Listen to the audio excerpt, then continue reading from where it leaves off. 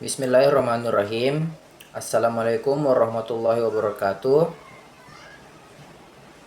Perkenalkan, nama saya Muhammad Ghazali Putra Taha dari kelas HES-A, NIM 005. Pada kesempatan kali ini, saya akan membahas sebuah produk karya seni lokal Indonesia yang dilindungi oleh hak cipta, yaitu film yang berjudul Dilan 1990 yang diproduksi oleh Visinema Pictures. Dalam pembahasan ini, saya akan mengulas secara lengkap mengenai jenis produk tersebut, perlindungan hak ciptanya, siapa pencipta dan pemegang hak ciptanya, serta kasus pelanggaran hak cipta yang pernah terjadi dan dasar hukum yang mengaturnya.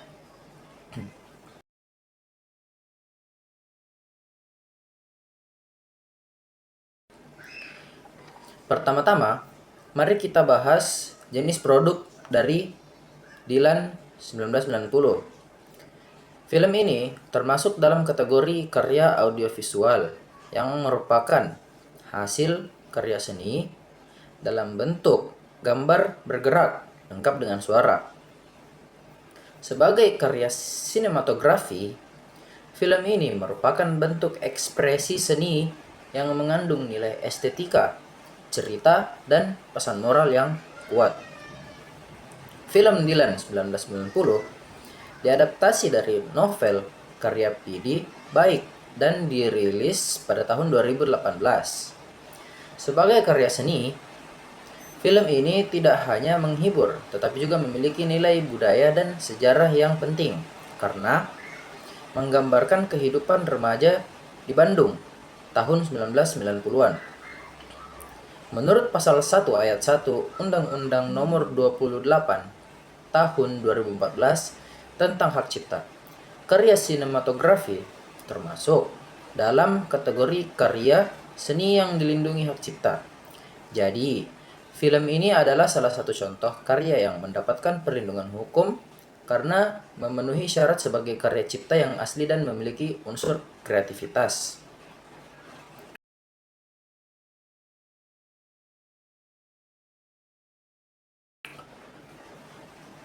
Selanjutnya mari kita bahas tentang perlindungan hak cipta atas film ini dan siapa sih yang memegang hak tersebut. Pencipta dan pemegang hak cipta. Pencipta dari film Dilan 1990 ialah tim kreatif yang terlibat dalam proses produksi, termasuk sutradara, penulis skenario, penata artistik, dan seluruh kru produksi. Namun, secara hukum, hak cipta atas karya ini biasanya dimiliki oleh perusahaan produksi, yaitu Visinema Pictures sebagai pemegang hak ekonomi dan moral atas karya tersebut. Hak cipta ini memberikan hak eksklusif kepada pemegang hak untuk mengumumkan, memperbanyak, mendistribusikan, dan menayangkan film tersebut. Hak ini berlaku selama 70 tahun setelah pencipta meninggal dunia atau jika karya tersebut merupakan karya cipta yang dibuat oleh badan hukum. Hak tersebut berlaku selama 70 tahun sejak karya tersebut pertama kali diumumkan. Selain itu, pencipta atau pemegang hak dapat mendaftarkan karya ciptaannya ke Direktorat Jenderal Kekayaan Intelektual atau DJKI untuk mendapatkan perlindungan hukum yang lebih kuat dan sebagai bukti kepemilikan hukum. Fungsi perlindungan hak cipta ini penting karena memberikan insentif kepada pencipta dan industri kreatif untuk terus berkarya tanpa takut karya mereka disalahgunakan atau diambil alih secara ilegal oleh pihak lain.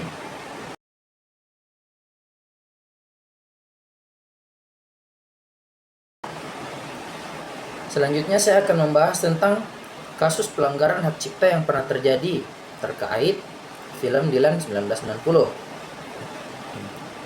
Kasus pembajakan dan penyebaran ilegal pada masa pandemi COVID-19, film ini mengalami pembajakan dan penyebaran ilegal melalui berbagai platform digital. termasuk aplikasi pesan instan seperti Telegram dan situs streaming ilegal. Pembajakan ini menyebabkan kerugian ekonomi yang cukup besar bagi pihak produser dan pencipta karena karya mereka disebarluaskan tanpa izin dan tanpa pembayaran royalti. Kasus ini akhirnya dilaporkan ke pihak berwajib dan proses hukum pun dilakukan.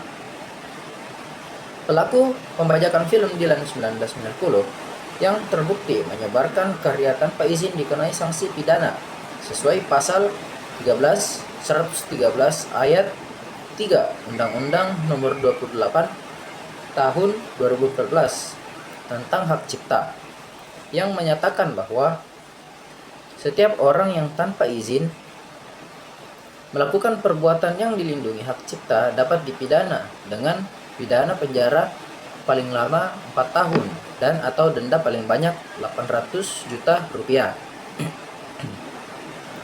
Dalam kasus tertentu, pelaku pembajakan ini dijatuhi hukuman penjara selama 14 bulan dan denda. Hal ini menunjukkan bahwa hukum di Indonesia cukup tegas dalam menegakkan hak cipta dan melindungi karya dari pembajakan.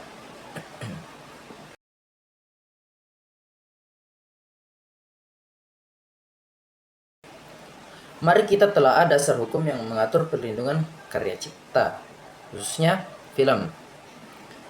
Dan bagaimana sih proses penyelesaiannya jika terjadi pelanggaran?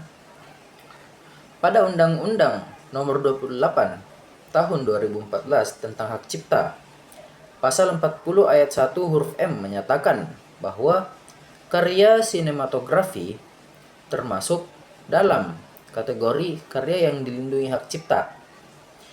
Pasal 113 mengatur sanksi pidana bagi pelanggaran hak cipta termasuk pembajakan dan penyebaran karya tanpa izin.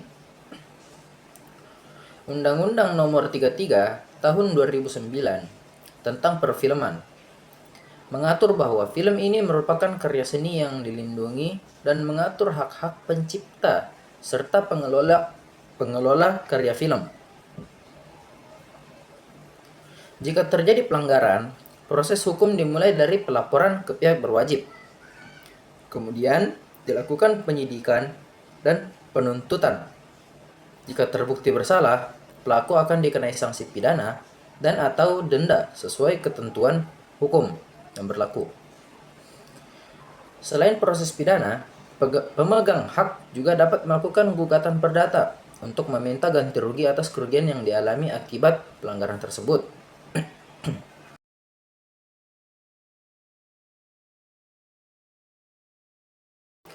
Sebagai penutup, saya ingin menegaskan bahwa perlindungan hak cipta sangat penting bagi keberlangsungan industri kreatif Indonesia. Dengan adanya perlindungan hukum, pencipta dan pelaku industri dapat merasa aman dan termotivasi untuk terus berkarya, sehingga karya-karya lokal semakin berkembang dan dikenal di tingkat nasional maupun internasional. Selain itu, penegakan hukum yang tegas juga akan menimbulkan efek jera bagi pelaku pembajakan dan penyebaran karya ilegal, sehingga karya cipta tetap terlindungi dan hak pencipta dihormati.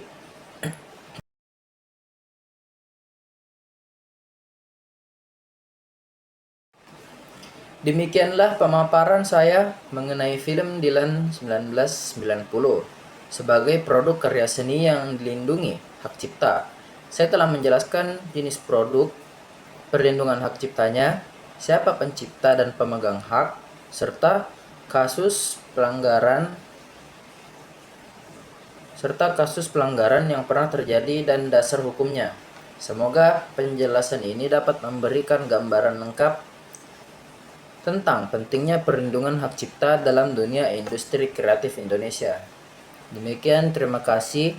Assalamualaikum warahmatullahi wabarakatuh.